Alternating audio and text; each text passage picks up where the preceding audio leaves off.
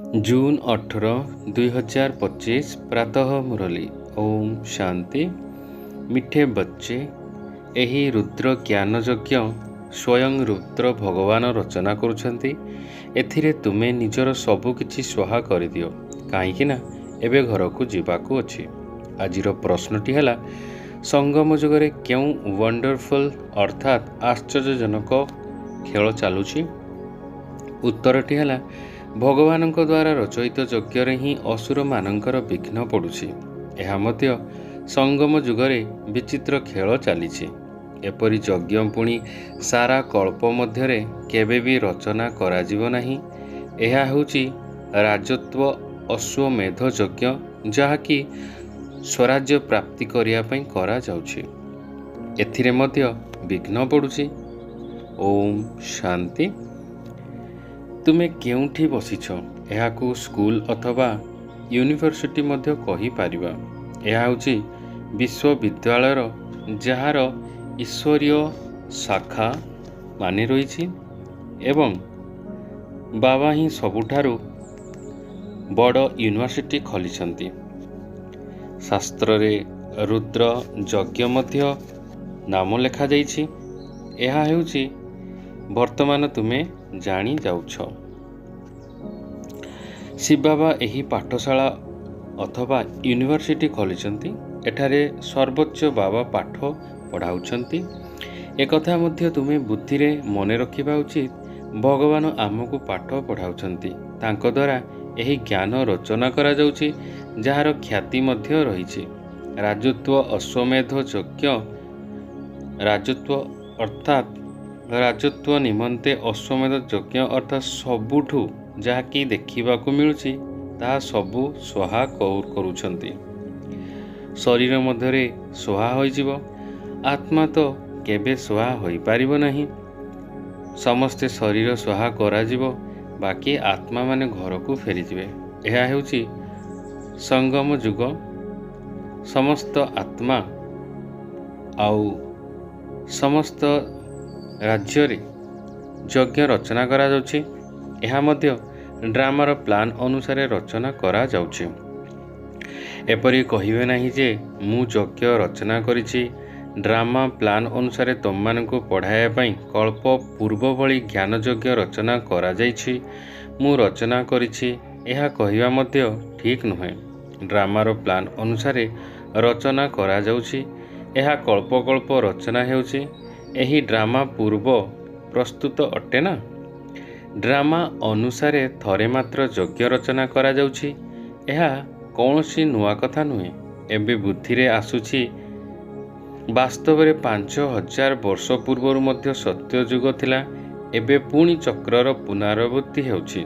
पुनर्बार नुआ दुनिया स्थापन हेउछि। तुमे नुआ नुआ दुनिया रे स्वराज्य प्राप्त करिया पई पाठ पढुछ। सेथिपाई पवित्र मध्य निश्चित हेबाकू पड़िबो। सेही माने ही पवित्र करुछंती जो माने ड्रामा अनुसार कल्प पूर्वरु होइथिले एवं एबे मध्य हेबे। तेणु साक्षी होई ड्रामा को देखिबा सहित पुरुषार्थ मध्य करिबाकू हेबो। पिलामानंकु मार्ग मध्य बताइबाकू हेबो। मुख्य कथा हेउछि पवित्रता। बाबांकु डाकुछंती, आसी आमको पवित्र कर, एही छी छी दुनिया को नहीं जाओ। वर्तमान बाबा आसीछंती आमको घर नहीं जीवा पाई। पिलामानंकु बहुत पॉइंट दिया जाउछि। बाबा कहउछंती मन मना भाव। एहा ही मुख्य कथा। पावन हेबा पाई ही बाबांकु मने पकाउछ। एकथा भूली जाओ। एकथा भूली जीवा उचित नुहे। तेणु जेते तांकु मने पकाइबा तुमर सेते फायदा हेबो। चार्ट मध्य रखिबा दरकार, नचेत शेष रे फेल होइजिबो। पिला माने जानुछ आमे ही स्वत प्रधान थिलु।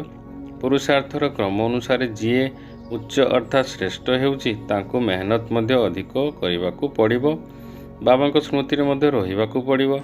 एकथा मध्य जानुछ जे बाकी अल्प समय अछि, पुणी सुखर दिन आसीबो। वास्तव रे आमर असरंती सुखर दिन आसुछि। बाबा थरे मात्र आसुछंती एही दुखधाम को खलास करी निजर सुखधाम को नहीं जीवा पाई। तम माने जानिछ एबे आमे ईश्वरीय परिवार रे अछु। ପୁଣି ଦୈବୀ ପରିବାରକୁ ଯିବ। ବର୍ତ୍ତମାନ ସମୟରେ ହିଁ ଗାୟନ ରହିଛି। ଏହି ସଙ୍ଗମ ହିଁ ପୁରୁଷୋତ୍ତମ ଅର୍ଥାତ୍ ଶ୍ରେଷ୍ଠ ହେବାର ଯୁଗ ଅଟେ। ତମେମାନେ ଜାଣିଛ ଆମକୁ ବେହଦର ବାବା ପାଠ ପଢ଼ାଉଛନ୍ତି। ପୁଣି ଆଗକୁ ଗଲେ ସନ୍ନ୍ୟାସୀମାନେ ମଧ୍ୟ ମାନିବେ। ସେ ସମୟ ମଧ୍ୟ ଆସିବ ନା? ଏବେ ତୁମ କଥାର ଏତେ ପ୍ରଭାବ ପଡ଼ୁନାହିଁ। ଏବେ ରାଜଧାନୀ ସ୍ଥାପନ ହେଉଛି। ବିନାଶର ସମୟ ଅତି ନିକଟ ହୋଇଗଲାଣି। ତେଣୁ ଶେଷ ସମୟରେ ସନ୍ନ୍ୟାସୀମାନେ ମଧ୍ୟ ଆସି ବୁଝିବେ ସୃଷ୍ଟିର ଚକ୍ର କିପରି ଘୁରୁଛି। ଏହି ଜ୍ଞାନ କାହା ପାଖରେ ନାହିଁ। ଏକଥା ମଧ୍ୟ ପିଲାମାନେ ଜାଣିଛନ୍ତି।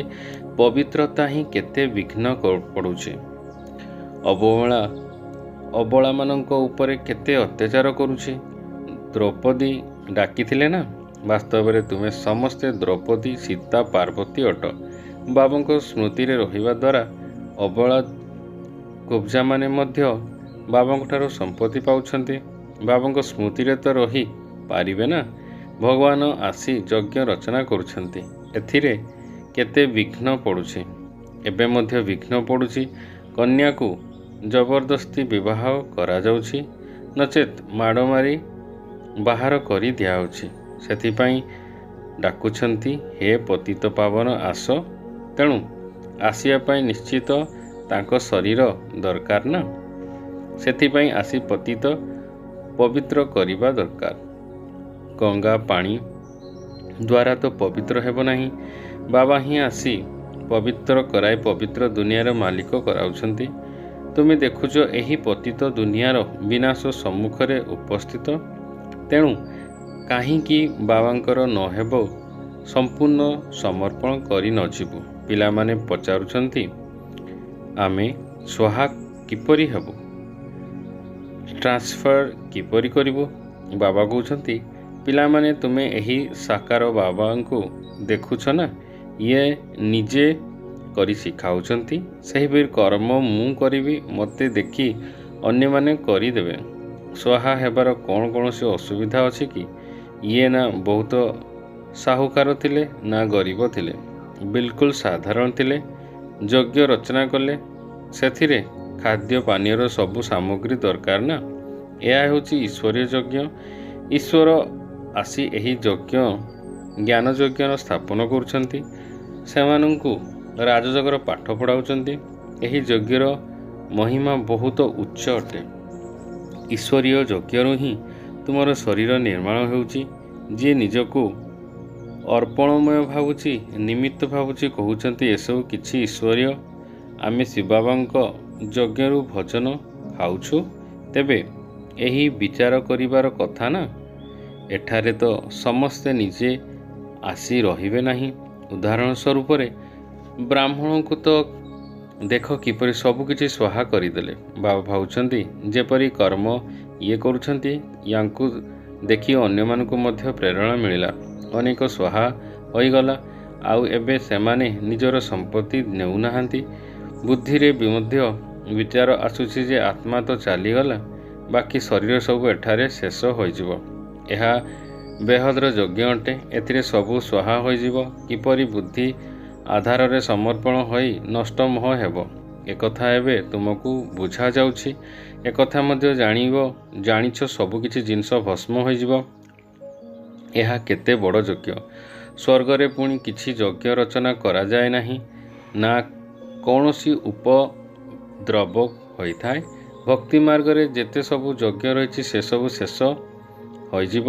ଜ୍ଞାନର ସାଗର એકમાત્ર ଭଗବାନ ହିଁ ଅଟନ୍ତି। ସେ ହିଁ ମନୁଷ୍ୟ ସୃଷ୍ଟିର ବୀଜରୂପ ସତ୍ୟ ଚୈତନ୍ୟ ଅଟନ୍ତି। ଶରୀର ଜଡ଼, ଆତ୍ମା ଚୈତନ୍ୟ ଅଟେ। ସେହି ଜ୍ଞାନର ସାଗର ତୁମମାନଙ୍କୁ ପଢ଼ାଉଛନ୍ତି। ସେମାନେ କେବଳ ଗାୟନ କରୁଛି ଆଉ ତୁମକୁ ବାବା ସବୁ ଜ୍ଞାନ ଶୁଣାଉଛନ୍ତି। କିନ୍ତୁ ଜ୍ଞାନ ତ ବହୁତ ବେଶୀ ନୁହେଁ। ବିଶ୍ୱର ଚକ୍ର କିପରି ଘୁରୁଛି ଏହା କେବଳ ବୁଝାଇବାକୁ ହେବ। ଏଠାରେ ବାବା ତୁମକୁ ନିଜେ ପଢ଼ାଉଛନ୍ତି। ଏକଥା ମଧ୍ୟ କହୁଛନ୍ତି, ମୁଁ ସାଧାରଣ ଶରୀର ପ୍ରବେଶ କରୁଛି। ଭାଗୀରଥ ମଧ୍ୟ ପ୍ରସିଦ୍ଧ ଅଟନ୍ତି। ସିଏ ନିଶ୍ଚୟ ମନୁଷ୍ୟ ହୋଇଥିବେ, ଯାହାଙ୍କ ମାଧ୍ୟମରେ ବାବା ଆସିବେ। ତାଙ୍କର ଶିବ ନାମ ହିଁ ପ୍ରଚଳିତ ଅଛି। ବାକି ଅନ୍ୟ ସମସ୍ତଙ୍କ ନାମ ବଦଳୁଛି। ୟାଙ୍କ ନାମ କେବେ ବି ବଦଳୁ ନାହିଁ। କିନ୍ତୁ ଭକ୍ତିରେ ଅନେକ ନାମ ରଖାଦେଉଛନ୍ତି। ସେ ବାବାଙ୍କର ହିଁ ଅଟନ୍ତି। ଶିବଙ୍କୁ କଲ୍ୟାଣକାରୀ କୁହାଯାଏ ନା। ଭଗବାନ ହିଁ ଆସି ନୂଆ ନୂଆ ଦୁନିଆ ସ୍ୱର୍ଗ ସ୍ଥାପନ କରିଥାନ୍ତି। ତେଣୁ କଲ୍ୟାଣକାରୀ ହେଲେ ନା।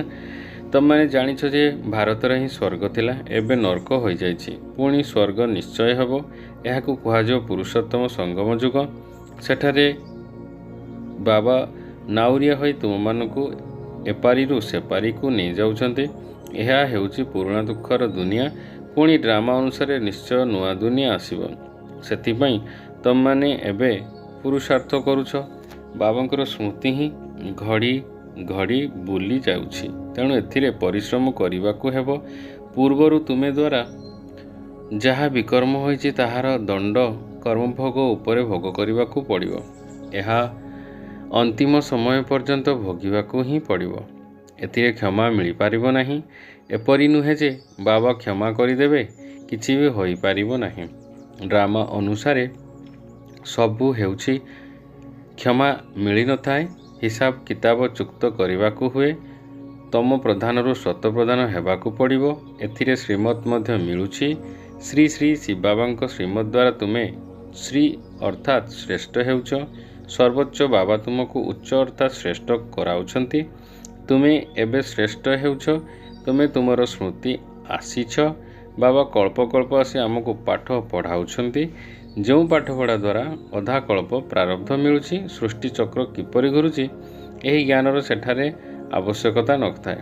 ବାବା ପ୍ରତି କଳ୍ପରେ ଥରେ ମାତ୍ର ଆସି କହୁଛନ୍ତି ଯେ ଏହି ସୃଷ୍ଟିର ଚକ୍ର କିପରି ଘୁରୁଛି। ତୁମର କାମ ହେଉଛି ପଢ଼ିବା ଏବଂ ପବିତ୍ର ହେବା। ତା ସହିତ ଯୋଗଯୁକ୍ତ ହୋଇ ମଧ୍ୟ ରହିବାକୁ ହେବ। ବାବାଙ୍କର ହୋଇ ଯଦି ପବିତ୍ର ନ ହେଲ, ତେବେ 100 ଗୁଣ ଦଣ୍ଡ ମିଳିବ। ନାମ ମଧ୍ୟ ବଦନାମ ହୋଇଯିବ। ଗାୟନ ମଧ୍ୟ ରହିଛି।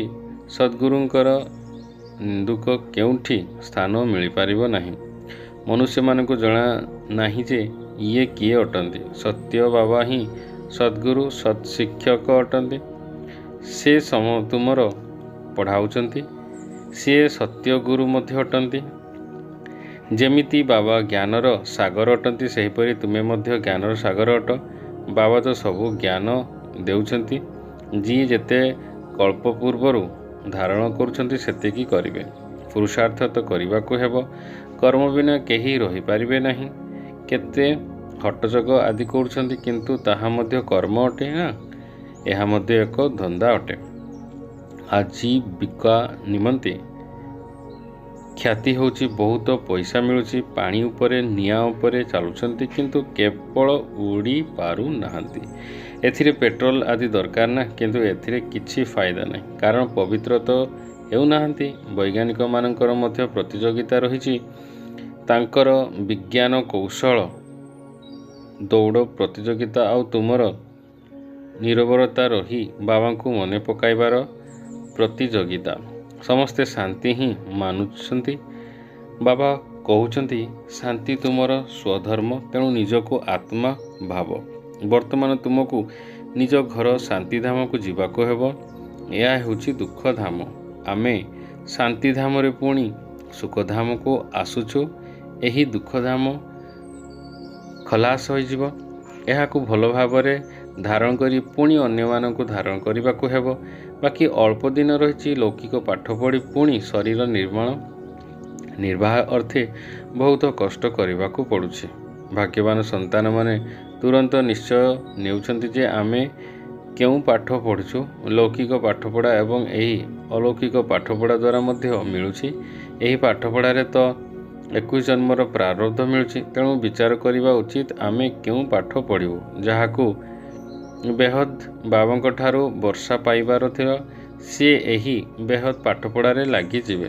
କିନ୍ତୁ ଡ୍ରାମା ପ୍ଲାନ୍ ଅନୁସାରେ କାହାର ଭାଗ୍ୟରେ ନଥିଲେ ପୁଣି ସେହି ଲୌକିକ ପାଠପଢ଼ାରେ ଲାଗି ପଡ଼ିଥାନ୍ତି। ଏହି ପାଠ ପଢ଼ନ୍ତି ନାହିଁ।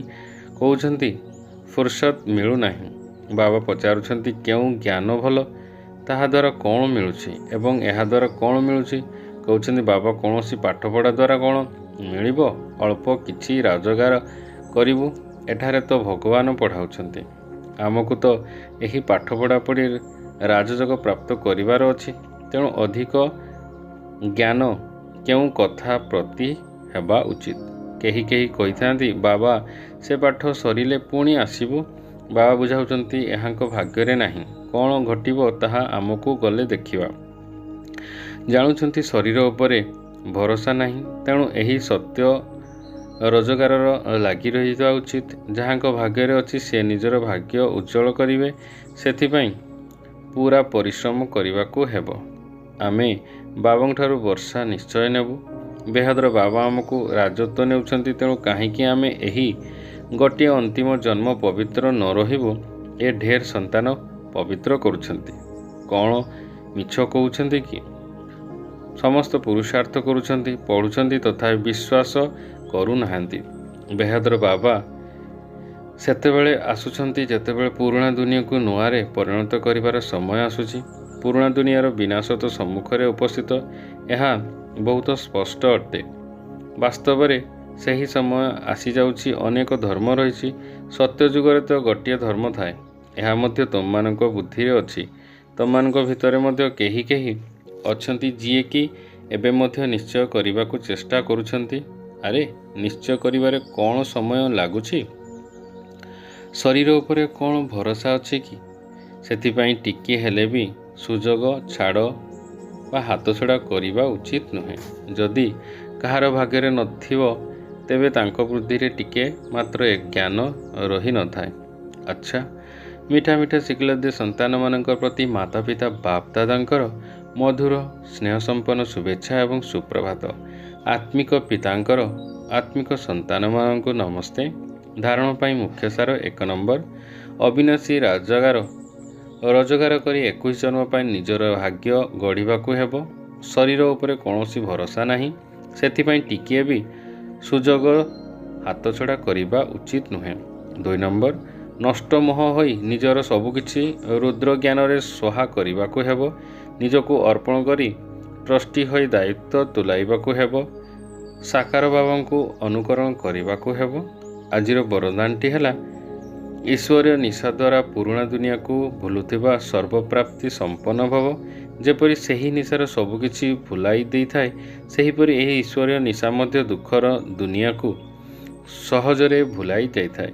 ସେହି ନିଶାରେ ତ ବହୁତ କ୍ଷତି ମଧ୍ୟ ହୋଇଥାଏ। ଅଧିକ ପିଇବା ଦ୍ୱାରା ମୃତ୍ୟୁବରଣ ମଧ୍ୟ କରିଥାନ୍ତି, କିନ୍ତୁ ଏହି ନିଶା ଅବିନାଶୀ କରିଦିଏ।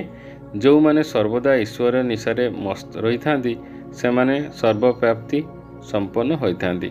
ତେବେ એકમાત્ર ବାବା ଦ୍ୱିତୀୟ କେହି ନୁହେଁ। ଏହି ସ୍ମୃତି ହିଁ ନିଶା ଚଢ଼ାଇଥାଏ ଏବଂ ଏହି ସୃଷ୍ଟି ଦ୍ୱାରା ହିଁ ସମର୍ଥ ଆସିଥାଏ। ଆଜିର ସ୍ଲୋଗାନଟି ହେଲା, ପରସ୍ପରକୁ କପି କରିବା ପରିବର୍ତ୍ତେ ବାବାଙ୍କୁ କପି କର, ଅର୍ଥାତ୍ ଅନୁସରଣ କର। ଓମ୍ ଶାନ୍ତି, ଓମ୍ ଶାନ୍ତି, ଓମ୍ ଶାନ୍ତି।